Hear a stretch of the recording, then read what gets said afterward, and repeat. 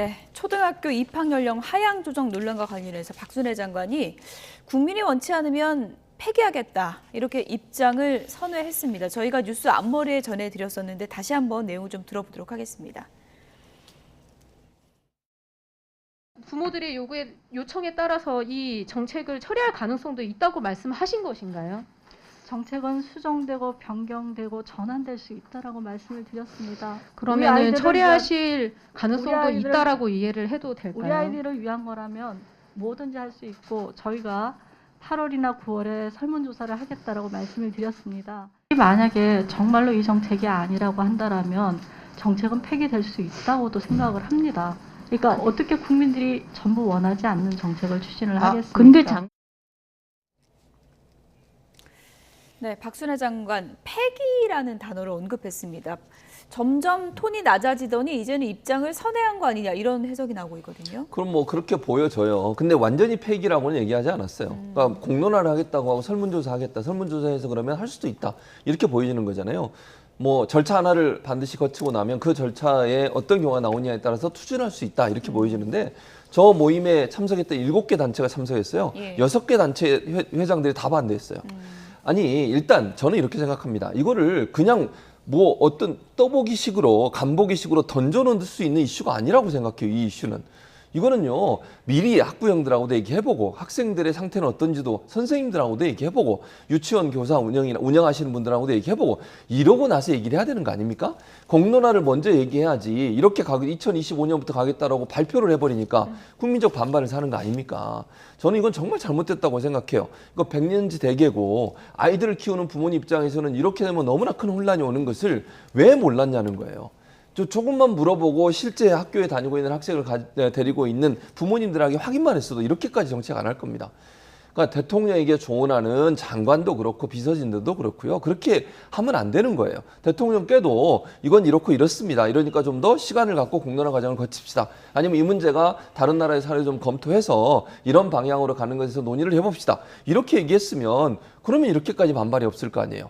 마치 확정된 것처럼 2025년부터 시행하겠다고 얘기해버리니까 이게 국민들이나 학교 입장에서는 멘붕이 오는 거 아닙니까? 그야말로. 특히 이제 맞벌이가 거의 대세인데 맞벌이하는 부모님들 입장에서는 아이가 갑자기 오후에 맡길 데가 없는 상황이 벌어지는 이 상황 어떻게 할 거냐. 이거는 박순애 장관의 크나큰 실책이고요. 아니 인사청문회도 없이 임명되면서 여러 가지 논란도 많았지 않습니까? 근데 내놓은 정책마저도 이러니 이분이 과연 교육부 장관의 역할을 할 수 있을지 국민적 실망감이 크다 말씀드릴 수밖에 없습니다. 네. 지난 나흘 과정 지켜보면서 국민들이 보기에는 이 정책 자체의 찬반을 떠나서 이 정책이 추진되는 과정이 어딘가 지금 문제가 있구나라는 것을 느끼게 됐단 말입니다. 김 교수님 보시기에는 어느 부분이 잘못됐고 이게 누가 책임을 져야 되는 거고 어떤 부분을 고쳐야 앞으로는 이런 일이 없어야 될 것 아닙니까? 어떻게 보십니까? 박순애 장관이 입이 10개라도 할 말이 없을 거라고 생각을 합니다.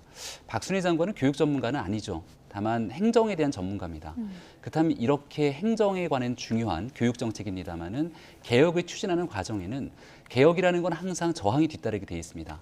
그럼 가장 강력한 힘 그리고 지지 기반을 바탕으로 국민적 여론을 수렴하고 개혁을 추진해갈 동력들이 필요한데 지금 현재로서는 대통령의 지지율이 굉장히 많이 빠져 있는 상태고 충분히 이 개혁적 아젠다를 끌고 갈 수 있을 만한 동력과 여론이 형성이 안 돼 있습니다. 그리고 이를 추진해 가기 위한 공론화 과정 등 실질적인 절차들을 제대로 밟지 않았고요.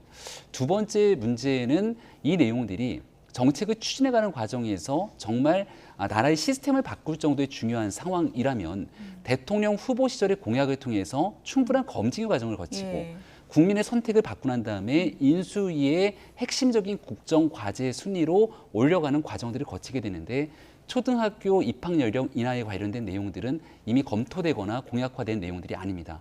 그렇다면 여기에서 정작 중요하고 대통령이 관심을 갖고 사회적으로 의미가 있는 과제라면 이렇게 대한민국이 가질 때는 중장기 과제로서 이런 정책에 대해서 여러 전문가, 학부모들의 의견을 한번 모아볼 수 있는 공론화 과정을 거치겠다고 얘기를 했으면 이 내용에 대해서 이렇게 반발이 나오진 않았을 것이고 찬성과 반대에 대한 여러 의견들을 수용할 수 있었을 겁니다. 그래서 앞서 제가 교육 전문가가 아니지만 정책에 관해서 의미 있는 역할을 해왔던 박순애 장관이 해야 되는 중요한 일에 대해서 이 같은 실수가 이어지고 또 정부에 대한 교육적, 정책 전체에 대한 신뢰가 떨어지게 된다면 큰 책임감을 질 수밖에 없는 상황이기 때문에 여기에 대해서 총체적인 문제의식을 반드시 한번 되짚어 볼 수밖에 없는 네. 국면이라고 생각합니다. 근데 제일 큰 책임은 이제 박순애 부총리한테 있다 하더라도 그 대통령 업무 보고할 때 담당 수석도 네. 소관 수석도 거기 이제 배석을 했을 것이고 대통령실에서 이걸 조율하는 과정에서도 문제가 있었던 것 아닙니까? 그 대통령실에 있는 수석에 대한 문제는 뭐 말할 것도 없을 거라고 생각을 하고요. 다만 박순애 장관에 대해서 부총리라고 말씀 주셨던 것처럼 교육부 장관을 넘어서 사회부총리입니다. 그렇죠. 우리가 지난 2014년도 세월호 참사 이후 그 당시에 우왕좌왕했던 정부 조직을 개편하기 위해 사회적 문제를 하나의 부처가 할 수 있는 것이 아니라 여러 부처의 장벽을 허물면서 함께 조율할 수 있도록 만들어낸 부처의 기구가 사회부총리입니다. 그러니까 초등학교 학제에 대한 입학 연령을 낮추는 일은 교육적인 문제를 떠나서 사회 각 분야의 영역에 같이 연결돼 있기 때문에 긍정적인 의미가 있다고 지금 대통령실 수석도 얘기를 하고 있는 것 아닙니까? 그렇다면 거기에 대한 총체적인 책임을 부총리라고 하는 막중한 역할을 담당하고 있는 박순애 부총리의 역할이 훨씬 더 클 수밖에 없기 때문에 이런 의사결정 과정에서 계속 흔들리고 있는 모습을 보여준 데에 대한 총체적인 책임은 결국 박순애 장관에게 돌아갈 수밖에 없다고 생각합니다. 그러니까요. 지금 박순애 장관의 뭐 실책이다 이렇게도 이제 많이 얘기들 하는데 시점이 또 대통령 지지율이 지금 굉장히 안 좋은 시점이기 때문에 여당 내에서조차 사퇴해야 된다 이런 얘기가 나오고 있어요. 그렇습니다. 아무래도 지금 상황에서 이 지금 정책 때문에 제가 볼 때는 지지율이 또 떨어질 가능성이 있어요. 지금보다 더. 왜냐하면 이 정책이 휘발성이 엄청나게 크거든요. 예. 학부형들 입장에서는 엄청나게 충격을 받았을 겁니다. 그래서 이 부분이 결국은 대통령 지지율에 영향을 미칠 요소라고 저는 생각을 하는데 그러면 이제 지금 상황에서 극약 처방이나 소위 얘기하는 지지율을 다시 반등시키거나 아니면 어느 정도 정체성 멈추게 할 수 있는 방안은 인적 쇄신밖에 없어요. 정책적으로 지금 정책을 내놓는 게 그렇게 많지 않은 상황이고 이런 실패가 계속되고 있다면 문제 있는 사람들에는 인적 쇄신을 통해서 대통령실이나 아니면 내각이 변화하고 있다는 모습을 사인을 보여줘야 되거든요. 그래야 국민들이 다시 기대감을 갖는 거 아니겠습니까? 예. 그러니까 뭐 물론 부담은 있을 겁니다. 임명된 지 얼마 되지도 않은 사람을 인적 쇄신한다는 게 부담이 될 수 있지만 그럼에도 불구하고 윤석열 대통령이 결단하면 그것이 국민들한테는 긍정적으로 보일 수 있는 신호탄이 될 수 있어요. 그래서 저는 대통령실의 인적 쇄신 그리고 내각의 일부 인원에 대한 인적 쇄신은 반드시 필요하다. 국민적 비판이 있는 사람들을 계속 끌고 가는 것은 도리어 그거는 부담감만 되는 거예요. 제가 볼 때는 이 두 가지 부분에서 인적 쇄신이 일어나지 않으면 지지율 하락을 막을 수 있는 방법이 지금으로서는 없다. 휴가 마치고 오시면 결단해야 될 상황이 되지 않을까 그렇게 생각합니다. 네. 자, 세 번째 키워드 넘어가기 전에 리서치뷰의 보수 진영 차기 주자 적합도 결과 나왔는데 이거 보고 두 분 코멘트 잠깐 듣고 예. 여론조사 결과 보여주시죠. 보니까 한동훈 지금 장관이 가장 높게 나타나고 네. 있고요. 그리고 홍준표 시장도 보이고 오세훈 시장 그리고 이준석도 대표가 조금 상승세를 보인 게 눈에 띄는데 한동훈 장관이 지금 부동의 뭐 일이다 이런 얘기도 지금 나오고 있는데 네. 어떤 현상으로 읽어야 될까요? 응답률이 4.4%입니다. ARS 조사고요.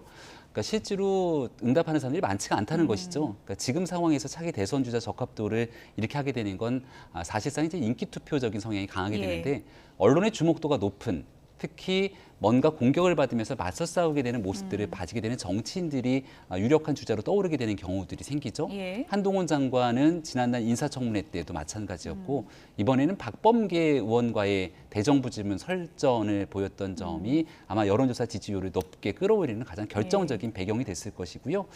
여기 이준석 대표 같은 경우도 여론조사 지지율이 조금 높게 나오는데 오세훈 시장은 좀 긴장할까요? 어떻게 보십니까? 그러니까 오세훈 시장 같은 경우는 앞서 이제 설명드린 것처럼 여론의 주목이라든지 이런 내용들에서 떨어지게 되면 자연스럽게 지금 현재 나타나고 있는 대선 주자 적합도 평가에서 조금 뒤처질 수밖에 없을 것이고 원희룡 장관 같은 경우도 비슷한 케이스가 아닐까 싶습니다. 다만 제일 중요한 건 아직도 4년이 넘는 훗날의 얘기인데요.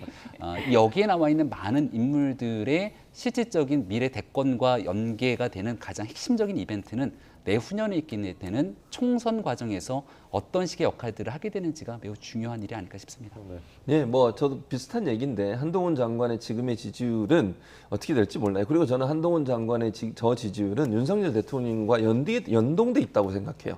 윤석열 대통령이 정말 잘해서 정치를 검찰총장 출신이 정말 국민들의 지지를 얻는 대통령으로 역할을 하게 되면 다시 한번 기회가 올 수 있거든요. 근데 반대로 만약에 윤석열 대통령이 지지율이 계속 낮아가지고 정치에서 상당히 좀 실망감을 주게 되면 제가 볼 때 한동훈 장관의 기회가 안 올 거라고 생각해요. 그러니까 두 분이 연계돼 있다는 걸 분명히 인식하는 게 필요하고 이제 오세훈 시장 같은 경우는 마찬가지 개념이에요. 시장으로 지방자치단체장을 하다 보니까 언론에 노출될 기회가 그렇게 많지 않아요.